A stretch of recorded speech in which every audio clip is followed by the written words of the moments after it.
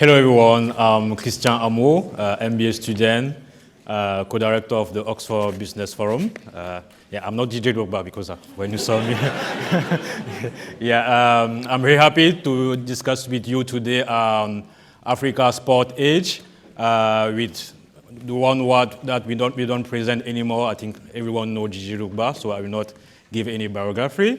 And because I know you are very excited to hear our discussion, and also hear Drogba. So I will just go straight with the discussion. Hello, bonjour Didier, je peux t'appeler Didier? Bonjour Christian. Good afternoon, everyone.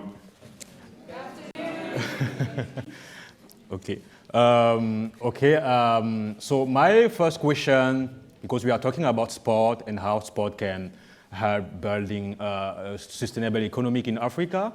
And my first question is more about you as an individual, as a football player, but also as a peace builder. Because I think most of the people know you as DJ Drogba, the football legend, the philanthropic, but I don't know. I'm sure that outside of Africa, few people know what has been your impact in contributing in peace building in Ivory Coast. So my first question will be, can you share us, because I'm Cameroonian, and in 2006, I remember your team eliminated us from the World Cup.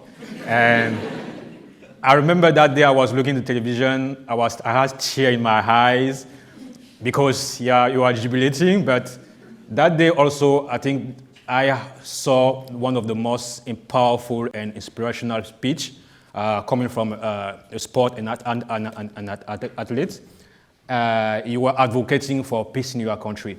So my first question is, can you share us a little bit story about that event, and how do you feel about that today, 23 years, almost 20 years after the event, knowing how Ivory Coast today is developing, among the fastest growing economy in the world.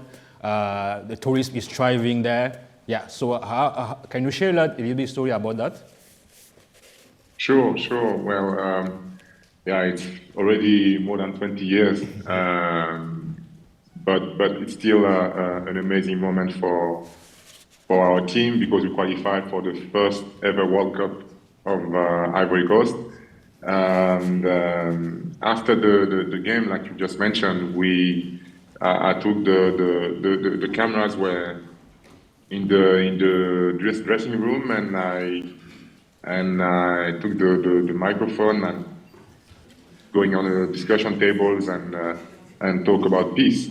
And that message was then showed for the next 6 months in the news, so twice a day in the news, and the impact this had was immense, because we signed a ceasefire a few months after that, and the country went into a peace process, and then we organized elections, and so that really showed the power of sports. That day I really noticed that sports was more than, and football in this case was more than a sport where you win or you lose, but it can impact people in general. It can have an impact on society, because it brings people together, because it breaks barriers that you have because of the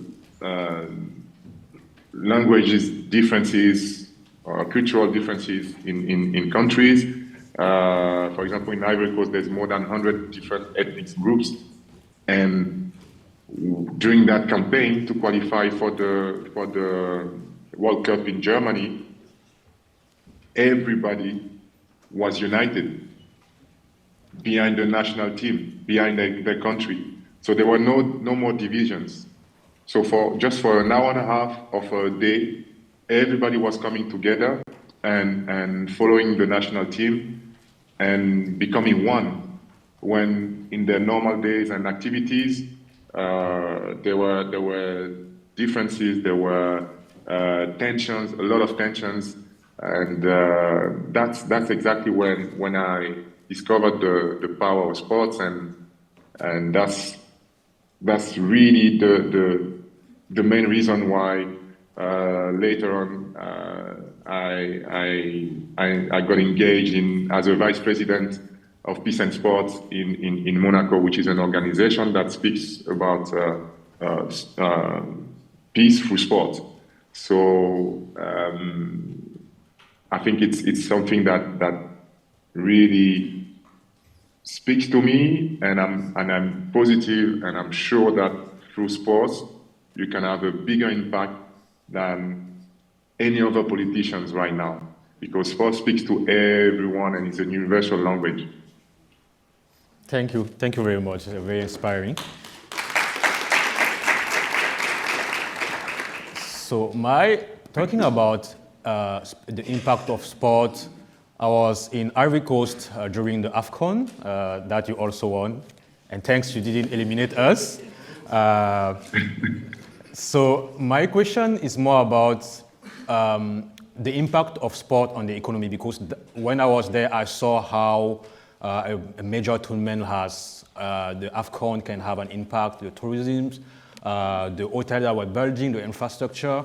So my question is more about how do you think African countries can leverage sport to have an impact in their economy? Well, for many years, sports in Africa was seen as a secondary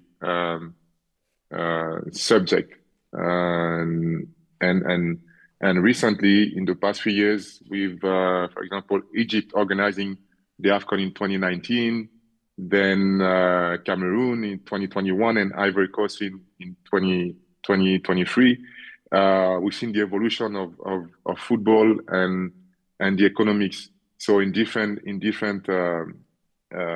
ways. So football and sports in general has really impacted the economic in Africa. You see, everybody is trying to organize sports events.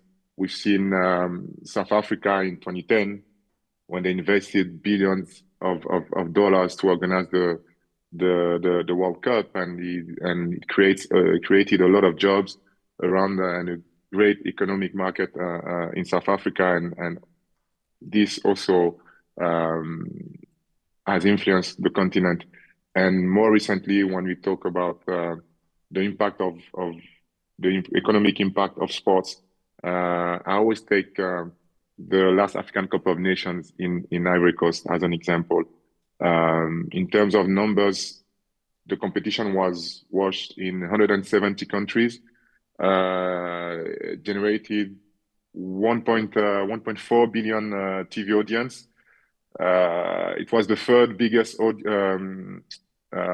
global audience, which is third behind UEFA and FIFA events. So for us, it's new, but it shows the opportunities that sports in general can bring and help building a nation. In that same African Cup of Nations, we had everything. So it helps us develop tourism because people are coming to Ivory Coast, they're discovering the country, and actually a lot of people after the event stayed in Ivory Coast. They decided to stay and live in Ivory Coast. So and so you can see that it's generating a great economic in terms of infrastructures. So we had new infrastructures, new stadiums, new hotels, and it's really boosting the economy of a country. So that's why I believe it's really important to invest in these different aspects. Okay, thank you. I will confess to you that I was among people that decided to stay in Ivory Coast after the AFCON. And you just shared with me just before we discussing together an image of all the metric or impact that AFCON has. I don't know if the point can share that with us. And I think when I saw it, I knew that the AFCON has a very interesting impact, very important impact, but I wasn't aware of the extent of that impact. So I don't know if you can just share us a little bit because I know you are very involved in football in Ivory Coast, but not only in football. Can you share a little bit how you feel about that impact today, the AFCON? Well, I feel proud, and recently there was a debate with an ex-football player was saying that AFCON Cup of Nations was not a big tournament, and these numbers are there to show the evolution of football in Africa. You have to understand that we coming from far, but in every European teams, there's at least one African talent that is shining. We had Samuel Eto'o, Yaya Touré, George Weah in the past. Now we have Mohamed Salah, we had Sadio Mane, we have Victor Osimhen. So all those talents are performing abroad because they have been through football in Africa, but they were raw talent. And in Africa, what we needed to make sure we get more and more players, more and more superstars, was to create a safe environment in terms of infrastructure to help the talent develop, and also to increase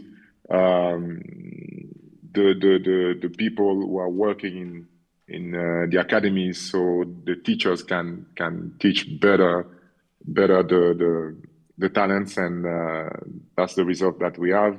That's why we have more attractive football when it comes to African Cup of Nations. And you see with the numbers, they speak for themselves. Commercial revenues increased by 26% from the previous AFCON. The ticketing revenues increased like really crazy numbers, 800% from AFCON 2021. The new markets that have been touched by this African Cup of Nations, you see Brazil, India, Italy, Russia, and these are big markets for sports. And yes, very proud of this, and I'm already sure that the next African Cup of Nations that will be held in Morocco will be even better than this one. Thank you very much. It's very insightful. I was also reading just before this session that Ivory Coast is among the more advanced country in terms of gender inclusion, gender balance in Africa. And I know that also you personally, you are very involved in advocating for sustainability and gender balance. I particularly speaking about the E1 World Championship, where you sponsor one team, which is gender balance, because every team in the E1 Championship, it has one woman, and one man.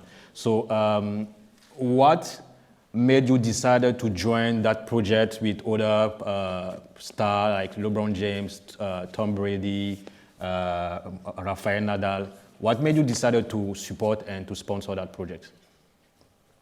Well, actually, I was one of the first with Rafa Nadal. We were the first to engage in E1. First of all, because there's this sustainability subject that is very important, that I believe as sports person we have also a role to play to help educate people and use our fame to spread messages about sustainability. And more importantly, I think the fact that in every team you need to have one female pilot and one male pilot really seduced me, because we live in a world where you cannot deny the impact and the importance of women in sport, but mainly in society. And I think it's important to promote gender equality in every sport, wherever it is, in terms of salaries, in terms of talent, in terms of competitiveness, and in terms of impact, because women are at the center of a family.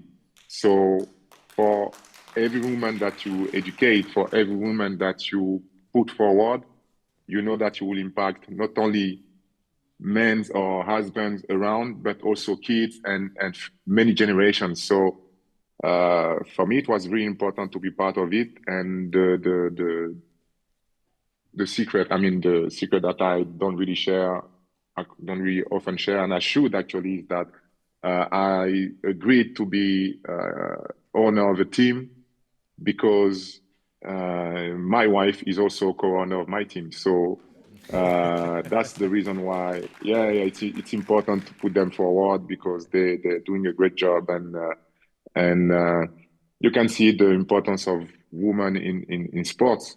Look at the World Cup, the last World Cup in France, where we witnessed the victory of US and all the superstars who are there, like promoting football, promoting gender equality, promoting salaries equalities, and all these things. And I mean, there's more than half of the population is women.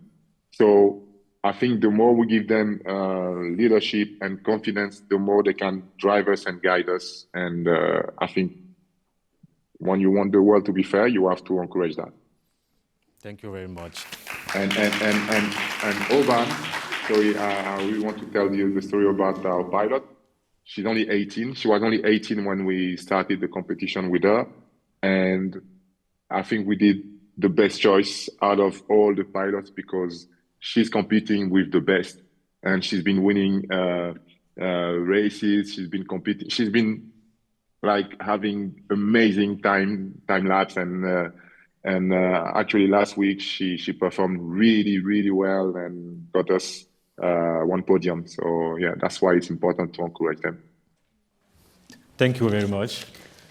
Talking about empowerment, because I know you are advocating for a lot of empowerment. Also, through the Gigi Drogba Foundation, doing a lot of job for youth in Africa, in Ivory Coast, but other African country. Can you tell us a little bit about that initiative? About the foundation? Yeah. Well, it's pretty simple. I think creating the foundation was the consequence of what I've witnessed during my career and this peace message that I've sent, and also just the way I've been raised.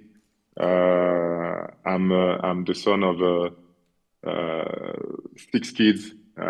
So we used to live together, like in community with my cousins and brothers and sisters. So we used to share food, used to share everything. So it was natural for me once I became famous and I understood that my voice counts to try to do good things around me and to make sure that, yes, I'm a sports person, but I want to open doors for people via education and healthcare.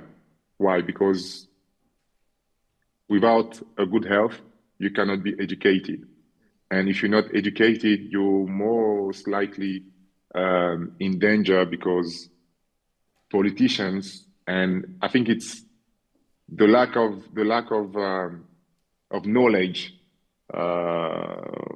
quite often direct the African continent to wars. So the more you are educated, the more you know things, the more you're able to understand the situation, to read the situation, and to decide what is good for you or not. And everywhere there's been conflicts on the continent is because of these countries have a lack of education. And for me, before giving opportunities to someone to become a sports person of professional football like me, I want them to become men with responsibilities, with values, So that's why I prioritize healthcare and education. We build school in Ivory Coast. We also build a clinic in the capital in Abidjan. We also have a mobile clinic where we go into the countryside to get near the communities. And I think these are the most important things. One, education, a good healthcare system, and second is the education. So governments everywhere are doing their jobs, but I think the private sector has a great role to play and to help foundations like mine. So I'm sending messages there to support us in every project because we have a responsibility as human being and as sports person to create and to have a great impact. The superstars now are less and less the actors, the Hollywood actors or the singers, but because of social media, now the superstars are the athletes because the fans have access to they have access to the talent. They can follow their life, their path. So we have a huge role to play in terms of impact and responsibility. So it's very important what we do with that fame, what we do with that success. Thank you very much, DJ. I have one last question before we give the floor to the attendants. I have the authorization to ask you one question in French. So sorry for people that don't understand French. Alors DJ, s'il y a un conseil que je donnerais à un jeune qui aujourd'hui se trouve dans cette salle à Saïd Business School, Université d'Oxford, pour s'inspirer de la carrière d'un athlète de haut niveau comme toi, justement pour réussir, quel serait le conseil que tu donnerais? Je réponds en français ou en anglais? Oui, réponds en français, si tu peux répondre en français. En français, je pense que le football est un métier, mais ce qui permet à quelqu'un d'exceller dans ce métier, c'est tout d'abord l'éducation et les valeurs qui lui ont été transmises tout au long de cette éducation. Donc, je pense que le football est un métier comme un autre. L'objectif, pour moi, en tout cas la manière dont j'envisage les choses, c'est que pour pouvoir être un bon footballeur, un grand footballeur, il faut avoir quand même une certaine éducation. Il faut s'instruire. L'éducation est la base de tout. C'est la base pour le développement, est la base pour lorsqu'on veut parler de paix. L'éducation est la base. Donc, c'est vrai que tout le monde veut devenir footballeur aujourd'hui, mais il y a beaucoup d'appelés et très peu d'élus. Que font ceux qui ne réussissent pas? S'ils sont focus simplement sur le football et qu'il y a cette probabilité qui est énorme en termes d'échec, comment ils retombent ensuite sur leurs pattes, entre guillemets? C'est grâce à l'éducation qu'ils vont être capables de rebondir et de trouver un travail qui leur permettra de devenir autonomes et de devenir des hommes responsables et de fonder des familles. Donc, pour moi, le plus important, c'est pas d'être un grand sportif. Le plus important, c'est d'être un grand homme. Et avec la fondation Didier Drogba, c'est vrai que on s'est focalisé sur l'éducation et la santé parce qu'on veut voir demain, on va avoir le prochain prix Nobel de la paix comme le docteur Denis Mukwege. On veut avoir le prochain scientifique ou le prochain artiste comme Youssou N'Dour, qui est une légende mondiale, et pas que des sportifs. On aura des sportifs très certainement parce que le talent est en Afrique aussi. Merci beaucoup DJ. Sorry. Sorry. We will have a few questions from the attendants. Please, no question about why you like to score against your favorite teams. So yeah, I think the first question here. Yeah. Bonjour, In English, please. In English? Okay, I'll try. Hi. Hi, Didier. It's a real honor to be here, and thank you for gracing us with your presence. My question is, what values did you learn from the football pitch that you think applied to doing business in Africa? And secondly, who would you say are the two best footballers you've played with? Thank you. The values I've learned through football, I mean, my story, I can spend hours and tell you about my story, how I came to France at age 6 and without my parents. So it was, I mean, what I learned through my life, so the experience of traveling alone, to go and live with my uncle in France and discovering a new culture. And my uncle was a professional football player, but in second division. And at the time, he had 1 year or 2 years contract, and it was at the end of his career. So we were moving quite often. So imagine that as soon as I'm making friends in one city, the year after, I have to move to a new school and make new friends. So without even knowing, I developed a sense of adaptation in many situations that really helped me during my career when I moved from one city to another or from one country to another.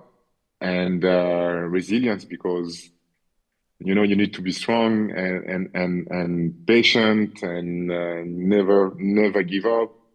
I mean, I learned a lot of values in terms of football. First of all, respect. You have to respect your teammate and his culture, wherever it's coming from. The best example for me was Chelsea Football Club. During my time, we had Germans, we had English, we had Russians, we had Croatian, Ivorian, Ghanaians, Nigerians. So, and we all need to come together to play for one badge, and that's where you learn the most, because you need to understand the culture of your neighbor, of your friend, of your teammate, and I think we are lucky. Football players are lucky because not only we traveled, so we discovered the world, we learn from different cultures, and we live from our passion. So I think that's one of the reasons why we need to be humble and give back, inspire people and give back and tell them what's great about our sport. And the two best players I've played with in my career, I would say Frank Lampard for all the assists that he gave me, but it's very difficult to name two out of all these talents, and because it's difficult, I always like to go back to my early beginnings and mention not players but people who were instrumental, very important in my career, which are the first manager who came to take me out of the amateur system and introduced me to professional at age 19, Mark Westerlop. He's the one who really gave me the opportunity when I was writing CV letters to clubs and nobody was answering. He took his responsibility and he took the challenge. He signed me, and then the rest became history. And of course, all the teammates I've played with, they inspired me, and all the guys I played against, and all the defeats that I had really helped me improve as a player and also as a person. Thank you very much.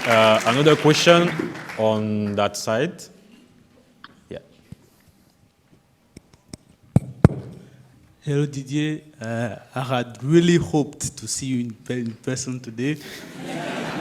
Because next time, yes, because I will come, don't worry. I missed your passage at UNESCO last year I think, but I was on mission, so I missed you, and I said I should see you today, but it's okay. Next time when I come to Abidjan. you talked about sport as a catalyst for economic growth in Africa, and I completely agree. I did a case study with my team a couple of months ago about sports in Africa, and especially in Cote d'Ivoire.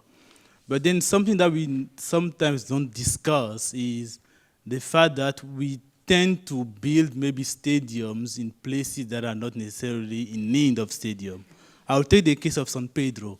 You know, we read about it and we saw how many stadiums have been built all over the country, for instance. You have maybe 60,000 places stadium, but in a city where maybe at most 1/10 of the population is interested in going to see a football game.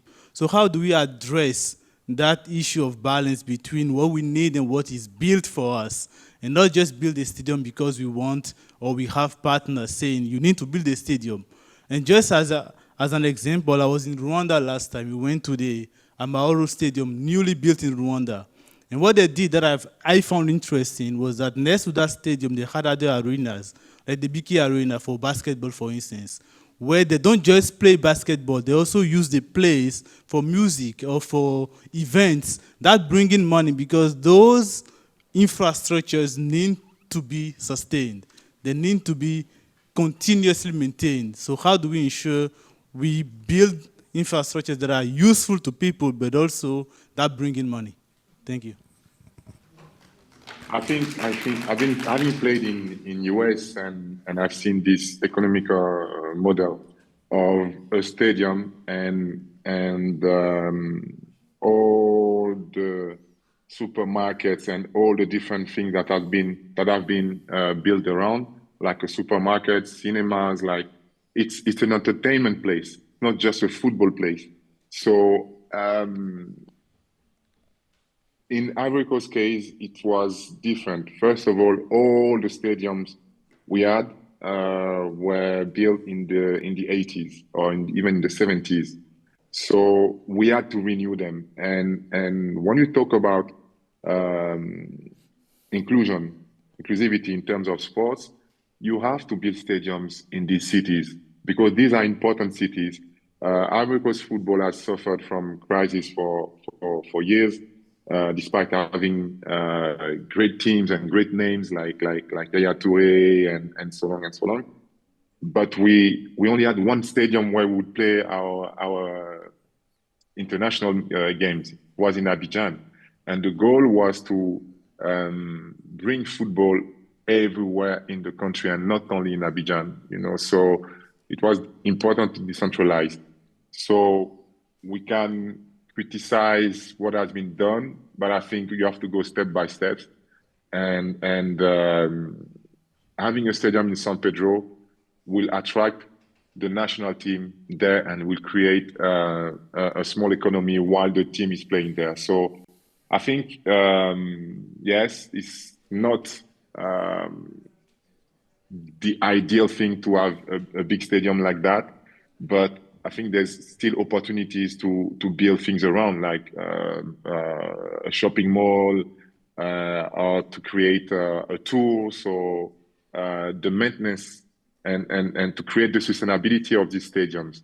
So when you create tourism or tour around the stadium, then you create revenues. So this will help maintain the stadiums and improve and develop communities around. So I'm really positive about those moves because when you look at the numbers we spoke about, it shows you exactly what building infrastructures can mean to a society in terms of economic growth.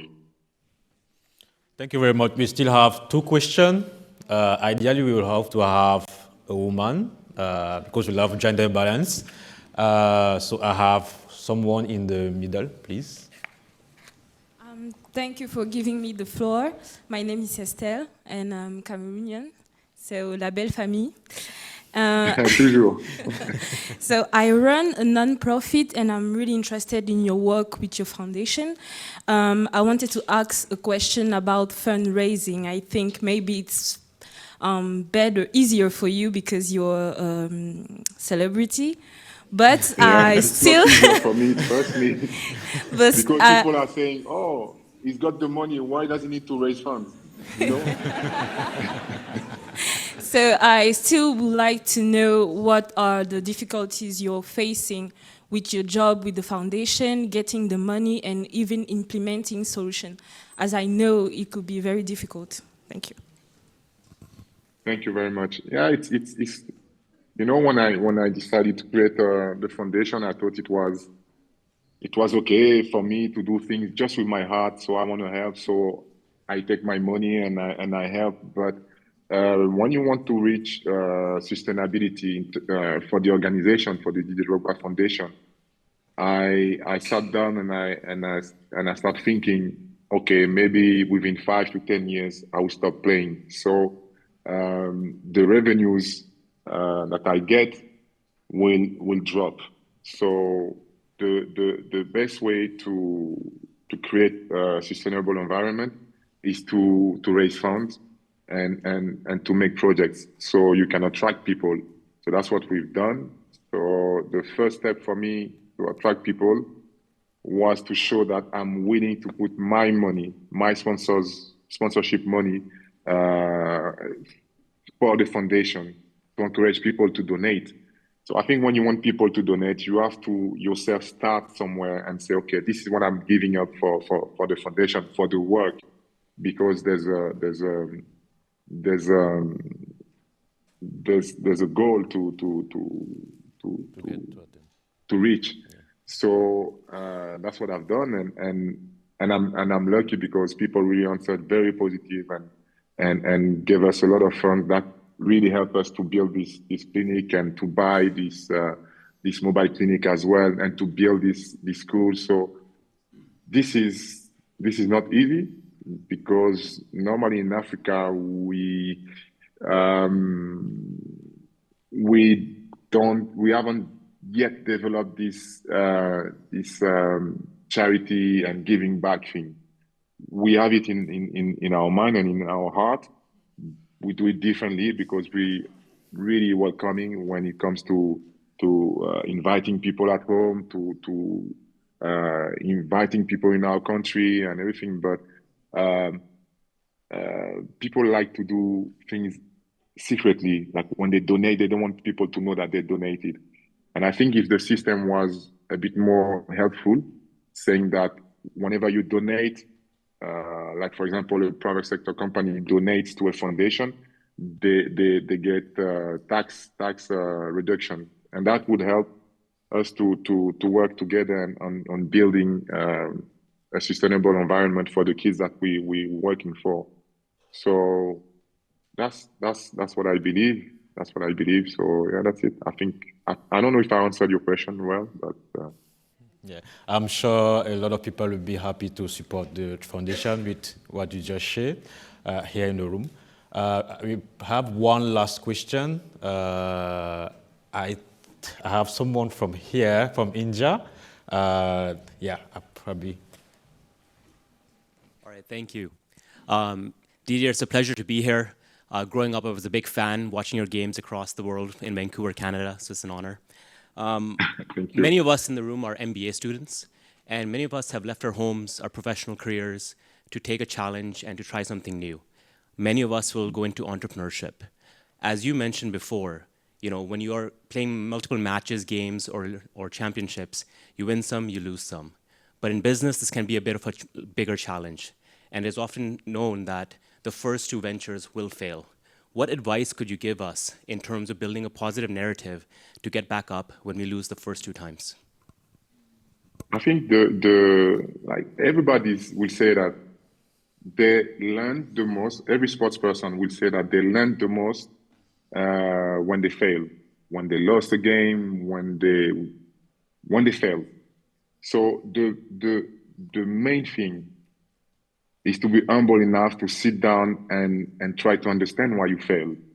And also try to understand why you succeed. Because when you succeed, you're like, oh, wow, I'm successful. But you need to know why you succeeded so you can duplicate.